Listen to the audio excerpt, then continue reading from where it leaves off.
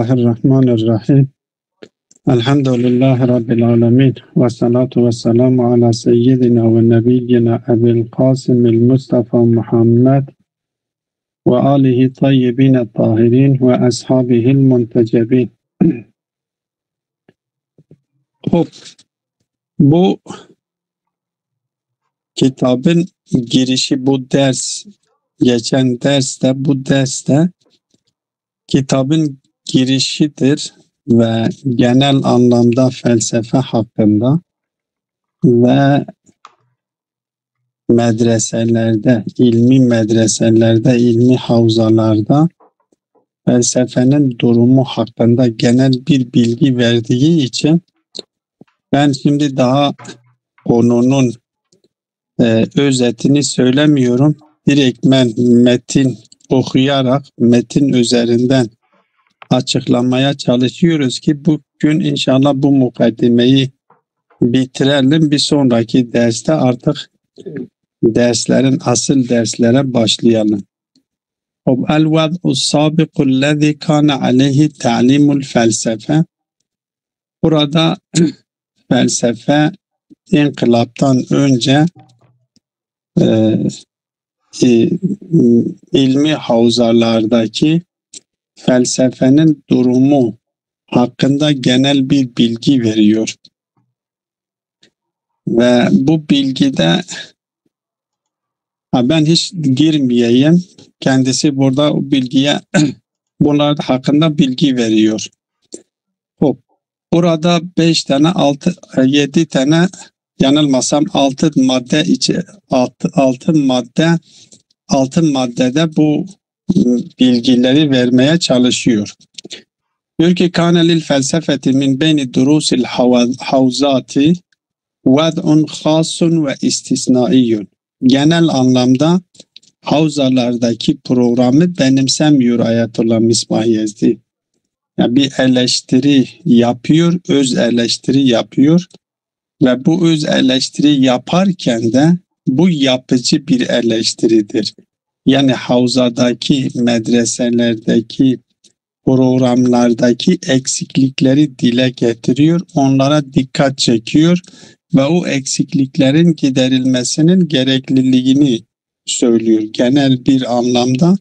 Ama felsefenin durumu ise kendisi havzalarda özel bir durumu vardı, istisnai bir duruma sahip olduğunu bildiriyor. وَكَانَ تَبْدُ ف۪يهَا نَقَائِسُ ekser doğal olarak felsefe bağlamındaki olan eksiklikler diğer dersler bağlamındaki eksikliklerden çok daha fazla olduğunu bildiriyor. Burada 6 tanesine eşit işaret ediyor. Ve min ehemmiha ma ya'ti. O eksiklerin en önemlileri şunlardır. Neticeten li tasavvuril khati'illezî kâne lil felsefeti fakat vudi'at ala hâzâ dersi alametu istifhamin fi ba'dil havzati. Felsefe hakkında yanlış bir tasavvur şekillenmişti. Bu yanlış tasavvur artık büyük bir soru işaretini havzalarda felsefe bağlamında ortaya çıkmıştı. Yani felsefe denildiği zaman felsefenin önüne büyük bir soru işareti konuluyordu. Elbette birçok havzalarda zaten biliyorsunuz aslında genel anlamda felsefe İslam dünyasında felsefeye yönelik olumsuz bir bakış açı söz konusudur. Felsefe hakkındaki bakışlar olumlu değildir. Genel anlamda özellikle ehli sünnet camiasında Gazali'den sonra felsefeye yönelik ciddi bir söz konusudur. Bir tepki söz konusu olmuş. Şia medreselerinde de havzalarında da felsefe hakkında şekillenmiş olan yanlış tasavvurlar felsefeye karşı bir tepkinin oluşmasına sebep olmuştur. Burada aslında bu bir ilkedir, bir noktadır. Bu her ne kadar Ayetullah Misbah Yezdi burada felsefe hakkında bu görüşü dile getiriyor ise de aslında bütün konularda öyledir. El insanu aduvun lima cehil. Genelde öyledir. İnsan tanımadığı bir şeye düşman kesiliyor. Ya insan anlayamadığı bir şeye, doğru tasavvur etmediği bir şeye düşmandır. Bu din de olabilir ve din dışında herhangi bir felsefi anlayış da olabilir, bir mezhep de olabilir. Yani bu bir ilkedir. Sadece bu mukaddimenin önemliliği, ben bu mukaddimeden şu dersleri çıkarmak için özellikle dedim ki biz bu mukaddimeyi okuyalım, üzerinde duralım. Hop. Yani bütün şeylerde, bütün konularda durum böyledir. Bir insan bir şeyi bilmediği zaman veya o şey hakkında yanlış bir tasavvur oluşmuş ise ona düşman kesiliyor. Bilgi de öyledir, ilimler de öyledir, fikirler de öyledir, ekoller de öyledir, şahıslar da öyledir. Yani şahıslar hakkında da eğer bir şahısın aleyhine propaganda yapılmışsa siz düşününüz Hazreti Muhammed sallallahu aleyhi ve sellem kendi döneminde Mekke müşrikleri tarafından Peygamber sallallahu aleyhi ve sellem kendi peygamberliğini ilan ettikten sonra Peygamber sallallahu aleyhi ve sellem hakkında aleyhinde yapılan propaganda neticesinde Mekke'nin dışından gelenler Peygamber sallallahu aleyhi ve sellemle irtibata geçmekten korkuyorlardı. Şimdi de öyledir. Yani eğer bir şeyin aleyhinde bir propaganda yapılmışsa, olumsuz bir propaganda yapılmışsa artık ona yakınlaşmaktan insanlar korkuyorlar. İster şahıs olsun, ister bilim dalı olsun, ister mezhep olsun, ister felsefe olsun, ister herhangi bir ilim dalı ne olursa olsun aleyhinde propaganda yapılmışsa ona yakınlaşmaktan ihtiyat ediyor en azından. Korkuyor, çekiniyor. Ve eğer bir şeyin lehine propaganda yapılmışsa, o yanlış da olsa ondan insanlar çekinmiyor. Tehlikeli de olsa insanlar kendisinden çekinmiyor. Bunun için burada İslam dininin taklidin caiz olmadığını, ne kadar önemli olduğunu bize bildiriyor, açıklanılıyor. Bir düşünce sisteminin aleyhinde propaganda yapılıyor, aleyhinde propaganda yapılıyor, kötü anlatılıyor. Ondan o düşünce sisteminde, o bilim dalındaki nimetlerden kendimizi mahrum ediyoruz. Yani kendisini bakın dikkat edin, insanın kendisi o bilim dalında yahut da şahıs olsun.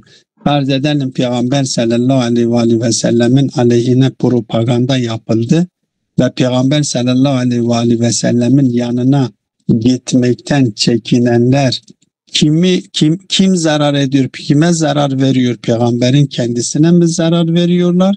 Yoksa kendilerini o Peygamber sallallahu aleyhi ve sellemin sahip olmuş olduğu bereketlerden mahrum ediyorlar? Bütün şeylerde, durumlarda böyledir. Bir kitabın aleyhinde propaganda yapılıyor. O kitap kötüleniliyor. O kitabın okumasından çekiniyor. Bir felsefenin insana kazandıracağı en önemli şey bu korkuyu insandan alıyor olmasıdır. Yani kanaatimce felsefenin insana kazandıracağı en büyük nimet ki kendisi zaten bazı şeylerde bahsediyor. Benim kanaatim budur ki felsefenin insanlara kazandıracak felsefe, mantık, akli bilimler insanlara kazandıracakları en önemli nimet, en büyük bir nimet insana ne veriyor? Bu cesareti veriyor. İnsan artık kendisini başka bu korkuyu insandan alıyor. İnsan niye çekinsin? Eğer ben hak üzerinde isem hakkın eleştirilmesi imkansızdır. Hakkın alt edilmesi fikirsel olarak hakkın yaşanılmasına engel olabiliyoruz. Ama hakkın alt edilmesi imkansızdır. Fikirsel olarak hiçbir zaman hak alt edilemez. Dolayısıyla hak sahibi olanlar kesinlikle ve kesinlikle korkmazlar. Niye korkayım ki? Ben neden korkuyorum? Korkarsam kendime zulüm etmiş oluyorum. Korktuğum şeyden eğer bir bereket, bir nimet söz konusu ise ben o bereketten, o nimetten kendimi mahrum ediyorum. Dolayısıyla eğer bir şey hakkında bir propaganda yapılıyorsa, aleyhinde konuşuluyorsa, kötümser bir şekilde anlatılıyorsa korkmayalım. Biz de onu görelim, okuyalım. Niye okumayalım? Onun için bu madde bu açıdan kanatımca çok önemlidir. Neticeten tasavvuril hati illezi kâne lil felsefeti, o tasavvur-i hati nereden gelmiş? Felsefe hakkında yapılmış olan propagandalardan dolayıdır. Felsefe aleyhinde konuşulmadığından dolayıdır. Felsefe doğru anlaşılmadığından dolayıdır. Felsefe, yanlış felsefeler de vardır, doğrudur. Nasıl ki yanlış tefsirler, Kur'an-ı Kerim'den de yanlış tefsirler de söz konusudur. Yanlış fıkıhlar da şekillenmiş olabilir. Kur'an-ı Kerim bağlamında nasıl Kur'an-ı Kerim üzerinden yanlış düşünceler şekilleniyor ise felsefe üzerinden de yanlış düşünceler şekillenebiliyor. Yanlış düşüncelerin şekillenmesiyle kendimizi o şeyin aslından, Kur'an'ın aslından kendimizi mahrum ettirmek büyük bir zulüm olduğu gibi felsefe de aynı şekildedir. Hiçbir farkı yoktur. Onun için diyor ki neticeten tasavvuril hati illezi kana lil felsefeti fakat vudi'a ala hada dersi alametu istifamin fi bazı havzati. Bazı medreselerde büyük soru işareti bırakılmıştı bu ders maddesi hakkında. Niye? Çünkü felsefe doğru anlaşılmamıştı. وَلَمْ تَكُنْ ضَرُورَتُهُ غَيْرَ وَاضِحَةٍ فَحَسَبْ وَاِنَّمَا كَانَ رُجْحَانُهُ اَيْدًا مَوْرِدَ الشَّكِّ وَتَرْدِدِ. Bırakın felsefenin zarureti, yani felsefenin gerekli bir ders olduğu zaten bilinmiyordu. Felsefenin gerekli bir ders, felsefenin havzalarda okunması gereken farz niteliğinde olan, elbette farz diyorum noktasında, aklımızı kullanma noktasında söylüyorum. Çünkü aklı kullanmak, felsefe, mantık ve epistemoloji aklı kullanma bağlamında çok önemli derslerdir. Zarureti zaten anlaşılmıyordu. Zaruretinin okunmasının gerekliliğinin bilinmemesini bırakın bir yana, diğer derslerden daha tercih edilmesi gereken ders olduğu da anlaşılmamıştı. Yani normalde zaten kendisi gelip daha sonraki derslerde bu bütün dersler içerisinde en önemli ders felsefe dersidir. Felsefe dersi bütün dersi, hatta tefsir dersinin mantıkıdır. tefsir Kur'an-ı Kerim'e yapılmış olan tefsirlerden hangi tefsirin doğru olduğunu anlama gücünü kazandıran bize felsefe dersidir. Onun için felsefe dersi bütün derslerden daha önemlidir. Diyor ki bırakın bu zarureti, bu felsefe dersinin diğer derslerden daha tercih edilmesi gereken bir ders olduğu bile bilinmiyordu, anlaşılmıyordu. Elbette bazı havzalarda. Walakin hadal vada kana kad tagayyara fil havzatil ilmiyeti fi Qum بفضل الجهود المباركة لأشخاص ممتازين من قبل الإمام القائد قدس سره والمرحوم الأستاذ العلامة طباطبائي رضوان الله عليه ولم يلاحظ هنا إلا القليل ممن استبدت به هذه الوساوس. Elbette bu durum Kum havzasında değişmişti.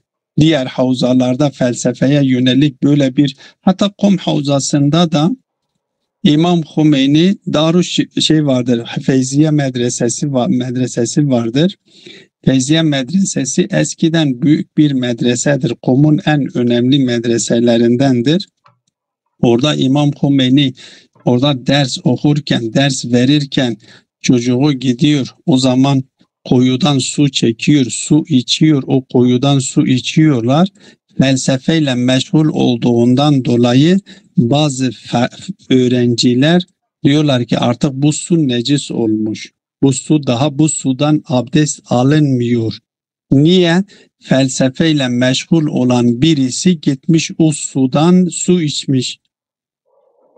O denli felsefeye yönelik kötü bir şey bırakılmıştı. Elbette İslam dünyasının genelinde de bu vardır.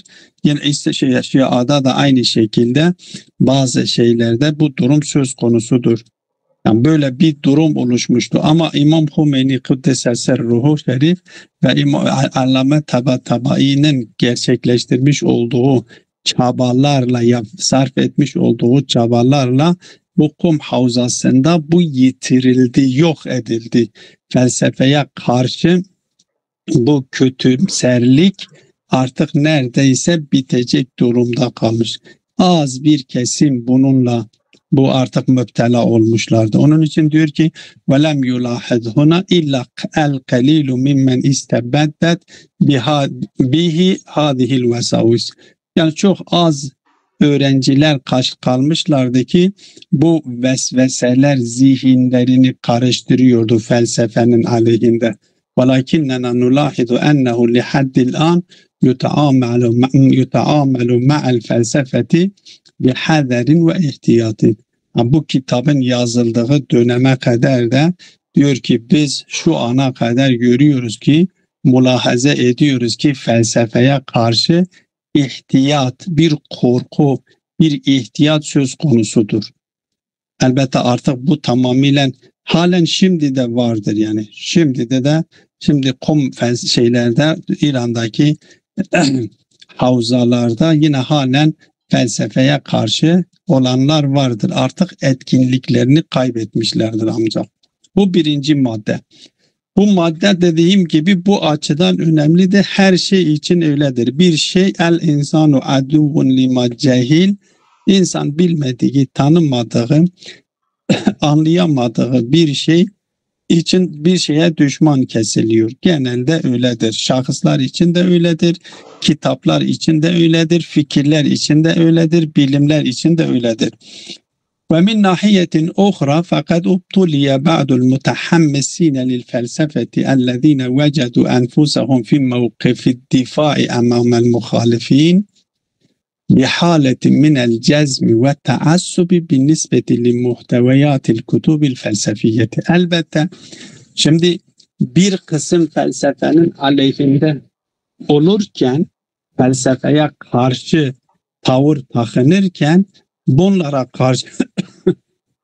karşı bir kısım da felsefenin savunucuları olarak ortaya çıkmışlardır. Bu sefer etki tepki şeklinde felsefeyi savunmaya kalkışanlardan bir kısmı da kendileri bu felsefeyi savunmak için ve felsefi kitaplardaki konuların tamamına yönelik bir taassup, bir cezimcilik, bir ne diyorlar? Yani bir şeydir. Koro bir şey yapıyor. Cezimcilik Türkçe'de bir tabir kullanıyorlar. Dogmatçılık, yani bir şekilde onu savunmaya kalkışıyorlardı.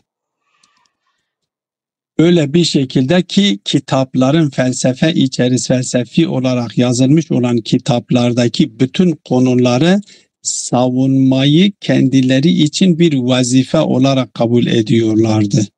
Mutaassıp, körü körüne felsefenin içerisinde yazılmış olan bütün konuları savunmak ve neredeyse ayetler gibi. Şimdi ayetler hakkında yapılmış olan tefsirler bile bu şekilde yapılmyor. Felsefe de öyledir. Tefsir nasıl ki ayetler bağlamında yapılmış olan tefsirlere eleştiri getirilebiliniyor ise de felsefi kitaplarda da ortaya atılmış olan konulara da eleştiri getirilebiliniyor. Ama etki tepki şeklinde felsefeyi savunmaya çalışanlar artık kendilerinin görevi olarak bunu lanse etmişlerdi kendilerine, ki felsefe kitaplarında yazılmış olan konuların hepsini bir şekilde savunmaya çalışıyorlar.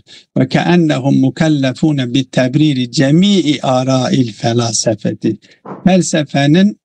Filozofların bütün görüşlerini bir şekilde tevcih etmek için kendilerini mükellef biliyorlardı, sorumlu biliyorlardı. Ve kânet hâzihil hâletun nisbeti li arâ'i sadril müteellihin. Elbette bu sadrul müteellihinin düşüncelerine oranla ki ellezî yuaddu nâsihe arâ'il felasefeti cemi'a, ki Mulla Sadra'nın felsefesi Mulla Sadra'dan önceki filozofların görüşlerinin tamamına bir nasih gözüyle bakılıyordu ki kendisinden önceki filozofların görüşlerinin tamamını nesk etmiş durumda görüldüğü gibi bu Mulla Sadra'nın düşüncelerine karşı bu taassup daha ileri durumdaydı. Ve kânet hâzihil haletu bin nisbeti li ara'i sadril müteellihinin görüşlerine oranla tetemeyyezu bi şiddetin ekber bi hiddeti ekber, daha şiddetli bir şekilde bu savunma yapılıyordu. Ve kânetil avdâ'u tunzaru bi ennel felsefete setetehavvelu ila ilmin nisfit taklidiyye beri'un min ruhin nakdillezi yuaddu amilen li tekaddumil ulumi ve izdihariha. Ki felsefede de diğer ilimlerde de bütün ilimlerin ilerlemesi, gelişmesinin temel unsuru o ilmin eleştiriye açık tutulmasıdır. Bu felsefe bağlamında tabii daha ileri safhadadır. Normalde bir ilim dalının gelişmesine sebep olan o ilim dalındaki konuların eleştiriye tabi tutulmasıdır. Ama bu eleştirmeye kapatıldığı zaman o ilimdeki ilerleme ve gelişmesinin önüne geçiliyor. Neredeyse felsefede de böyle bir hal oluşmuştu. O kadar bu felsefeye taassupla yaklaşıyorlardı, felsefeye ilgi duyanlar, felsefenin savunuculuğunu yapanlar o kadar felsefeyi korumaya çalışıyorlardı. Filozofların düşüncelerini tevcih etmeye çalışıyorlardı. Neredeyse artık eleştirme ruhu felsefeden bile alınıyordu. Ki zaten eğer bu alınmış olsa hiçbir bilim dalı ilerleyemez. Felsefe de bundan ayrı değildir. O kadar böyle bir durum söz konusudur. Öyleyse ikinci madde nedir? Birinci madde doğru tasavvur seçilenmemiş. Ona karşı ne yapılıyor? Felsefeye karşı felsefenin aleyhinde bir tavır şekilleniyor. Bunun karşısında tepkisel olarak felsefenin savunuculuğunu yapanlar da bu sefer felsefedeki filozofların bütün görüşlerini bir şekilde tevcih etmeye, körü körüne tevcih etmeye kalkışıyorlardı. Felsefedeki konuların eleştiriye tabi tutulmasının önüne geçiyorlardı. Bu da zaten eğer gerçekleşmiş olsa o bilim dalının ilerlemesinin önüne geçiyor. İnnel hedefe min taallumil felsefeti lem tetearrad lehul kutubud dirasiyyetu bi suretin kamiletin. Bir diğer eksiklik de budur. Ki o felsefe hakkında yazılmış olan kitaplar, ki o kitapların başında felsefenin hedefi kamil bir şekilde anlatılmıyordu. وَلَمْ يُبَيِّنْ لِلطُّلَّابِ اَثْنَاءَ تَلَقِّيِ dersi. Ders anlatılırken de kitaplarda zaten bu yazılmıyordu ki felsefi kitaplarda felsefenin hedefi nedir bu anlatılmıyordu. Felsefe dersi verildiği zaman da felsefenin o ders esnasında öğrencilere bunun hedefi anlatılmıyordu. وَلِهَذَا يُلَاحَظُ وُجُودُ الطُّلَّابِ يُنْفِقُونَ السِّنِينَ طَوِيلَةً مِنْ أَعْمَارِهِمْ فِي دِرَاسَةِ هَذِهِ الْكُتُبِ وَلَكِنَّهُمْ لَا يَفْهَمُونَ بِوُضُوحٍ darurete taallumil felsefeti. Birçok öğrenci senelerce kendi ömrünü veriyorlardı. Ömrünü tüketiyorlardı. Bu felsefi kitapları okuyorlardı ama sonunda bu felsefenin zaruretini bile anlayacak duruma gelmiyorlardı. Ve eyyu firagin yemleuhu taallumen. Bu felsefe hangi boşluğu, insandaki hangi boşluğu dolduracağını ve liseddi eyyi hacetin yumkinu istihlaluha ve insandaki hangi ihtiyacını gidereceğini bilmiyorlardı. Senelerce ömür veriyorlardı. Felsefi kitaplarını okuyorlardı. Hem felsefeciler kendi kitaplarında felsefenin gayesini, hedefini, felsefenin ne işe yaradığını, insanın hayatında hangi boşlukları dolduracağını anlatmadıkları için ne kitaplarında bu anlatılıyordu ne de ders verilirken bu anlatılıyordu. Bu anlatılmadığı için birçok öğrenci vaktini veriyordu, felsefi kitapları okuyordu ama ne işe yarayacağını bilmiyordu. Nasıl ki bazen bizim havzalarda, medreselerde nahv okuyor, nahvın ne işe yarayacağını sonuna kadar anlamıyor. Sonuna kadar nahvle meşgul oluyor. Artık o mukaddimelerle meşgul oluyor. Hiçbir zaman zil mukaddimeye varamıyor. Bunlar da öyle bir kısım insanlar felsefeye ömrünü veriyorlar ama bu felsefenin ne işe yaradığını, onlardaki hangi ihtiyaçlarını, toplumdaki hangi ihtiyaçlarını gidereceğini bilmiyorlardı. Ve kethirun minhum kana yansarifu li taallumil felsefeti takliden li ba'di şahsiyatil muhimmeti.